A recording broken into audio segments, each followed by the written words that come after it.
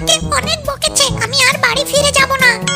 আরে এই পুচকে, এই নে একটা চিকেন খা, আর তুই আমার দিকে চলে আয়। আরে না না না না, আমার সোনা, তুমি তোমার মায়ের দিকে আসো। এই নাও একটা স্মার্ট ওয়াচ নাও, চলো।